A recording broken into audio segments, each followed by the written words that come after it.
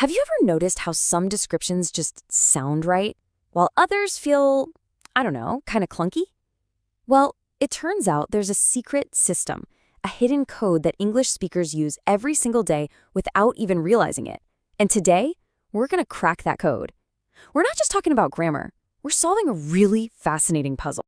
All right, so let's just dive right in with a puzzle. And it's a puzzle you already know the answer to, even if you don't know why you know it.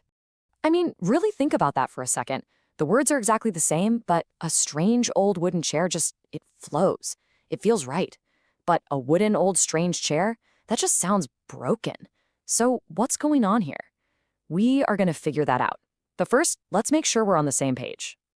You know, at its core, an adjective's job is pretty simple. It describes a noun, a person, a place, a thing, you name it. It's what adds all the color and texture and detail to our language. So let's see what these little descriptive words can really do. Okay, so one of the most common jobs for an adjective is, of course, comparing things. You know, is this car fast? Or is it faster than that one? Or maybe, just maybe, it's the fastest car on the road. English has a really neat system for this. And what's really cool is just how simple the pattern is. For short, one-syllable words like strong, you just tack on for stronger and est for the strongest. Easy. For longer words like beautiful, we just use more and most. And for words that end in y like funny, we swap that y for an I and add or est. It's a really efficient system. But, of course, there are always a few rebels. And here they are, the rule breakers. You never say gooder, right? You say better. You don't say badder, you say worse. These are the irregulars, and they're so common that we just have to memorize them. They break the rules, but man, they are essential. This image just nails the concept perfectly. We can look at this lion and say, yeah, he's strong. But if there was another lion next to him, he might be stronger. And in his whole pride, well, he might just be the strongest. See how those words create this whole hierarchy of power? All right, let's tackle another common mix-up, the difference between adjectives ending in ed and ing. It's a big one. Are you bored, or is the movie boring? Getting this right is absolutely crucial if you want to say what you really mean. So here's the secret, and it's actually really simple. ED describes an internal feeling. It's how you feel on the inside. But ing describes the external thing or the situation that is causing that feeling. Okay, look at these two images. It makes it super clear. The woman on the left feels tired. That's her internal state. The man on the right is doing tiring work.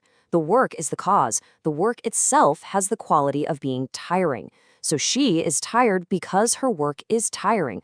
Once you see it that way, I promise you'll never mix them up again. All right, it's time. We've warmed up, we've got the basics down, and now we're going back to that original puzzle to finally unlock the secret code of adjective order. Remember this? The phrase that sounds so natural, for reasons we couldn't quite put our finger on. Why does strange have to come before old, and why does old have to come before wooden? Well, the answer is in this unspoken but deeply, deeply ingrained rule. And here it is, the secret code. It's a hierarchy. We always start with our opinion, what we think about something. Is it strange? Is it beautiful? Valuable? Then we move on to the more objective, factual stuff in this very specific order. Size, then age, then shape, color, where it's from, and finally, what it's made of. Native speakers do this without even thinking. It's language on autopilot. So let's put it to the test. Let's build a description from the ground up and see this code in action. We'll start with something simple, a car. Okay, we'll skip opinion for now and jump right to a fact. What size is it? Let's go with category number 2, size. It's an enormous car. So far, so good. Now, what's next in the code after size? That's right, number 3, age. So we add old, an enormous old car. See? It still sounds perfect. The system is working. Let's add one more. We'll skip over shape for now and go to number 5, color. An enormous old red car.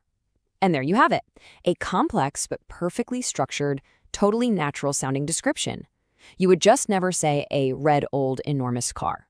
Your brain, using this secret code, it wouldn't let you. And this isn't just some abstract grammar thing. No way. This is a practical tool that creative professionals use all the time. Just look at these designers' notes. For the hat, what do they write? An enormous round blue hat. And what's that order? Size, shape, color. It follows the code exactly.